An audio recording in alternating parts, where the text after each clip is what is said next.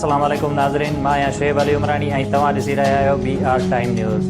सभ खां पहिरियां शामिल कंदासीं हीअ रिपोर्ट।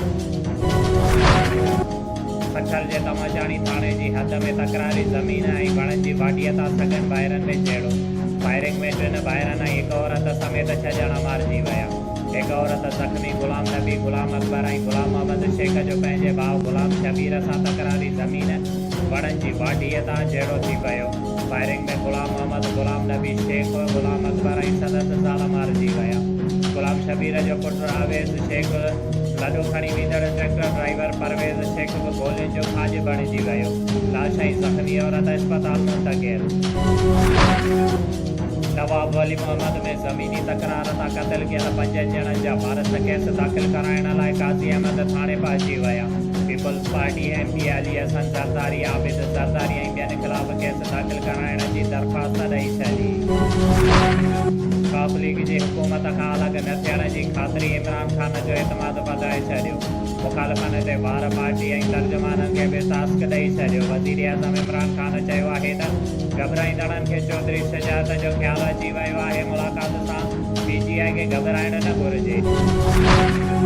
PDM सरबराह मौलाना फज़ल रहमान बि 2 ॾींहं अॻु फज़ल रहमान जहांगीर तरीन खां हुकूमत ख़िलाफ़ बेइतमादी रिथ ते मदद घुरी वरिती। ज़रियनि जो चवणु आहे त मौलाना फज़ल रहमान जी शहबाज शरीफ़ चौधरी ॿाहिरनि खां मुलाक़ात खां पहिरियां मुलाक़ात थी। मौलाना फज़ल रहमान चयो आहे त बेइतमादी रिथ जी तारीख़ तय थियण जी सूरत में लॉन्ग मार्च करण जी बि ज़रूरत न पवंदी। अवाम जे लाइ बुरी ख़बर, पेट्रोल 8 रुपया 50 पैसा फ़ी लीटर महांगो थियण जो इम्कान। पेट्रोलियम डिवीज़न पेट्रोलियम शयुनि जे क़ीमतनि में फेरफार जी समरी नाणे वारी वज़ारत ॾांहुं उमाड़े छॾी। दौड़े से चौथे ख़िलाफ़ गियो जे सेक्शन पुलिस सां गॾु दबंग कार्रवाई। खुफ़िया इतला ते चेकिंग जे दौरान कार ते छापो हणी वॾे मिक़दार में चर्स बरामद। 3 जवाबदार गिरफ़्तार, केस दाख़िल।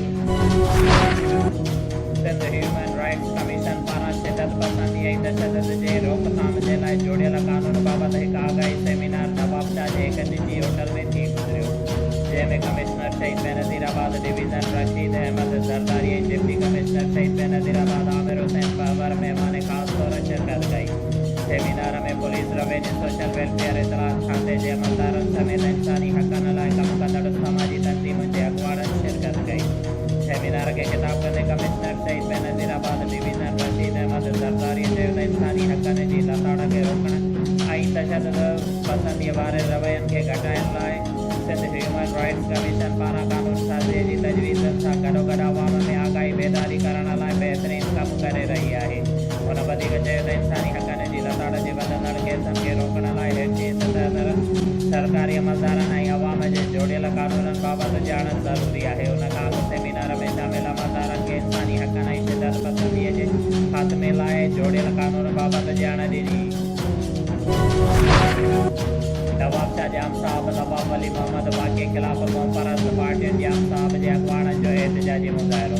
जेसकम क़ौमी अवामी तहरीक SUP, मुस्लिम फंक्शनल लीग जे अॻुवाणनि गुलाम मुस्तफ़ा दाहिरी, लाल ख़ान शर, माशूक शर, मुशाहिद अली टीमड़ो ऐं ॿियनि जी अॻुवाणीअ में एहतिजाजी मुज़ाहिरो कयो वियो। हुन मौक़े ते अॻुवाणनि चयो त ॻोठ बिरादरीअ जे माण्हुनि खे क़त्ल करण जी मज़म्मत कयूं था, जॾहिं त मक़तूलनि जे वारसनि गुज़िरियल 48 कलाकनि खां लाश नेशनल हाईवे ते धरणो हणी वेठल आहिनि, पर सिंध हुकूमत मुतासिरनि सां ॻाल्हाइण लाइ तयारु न आहे।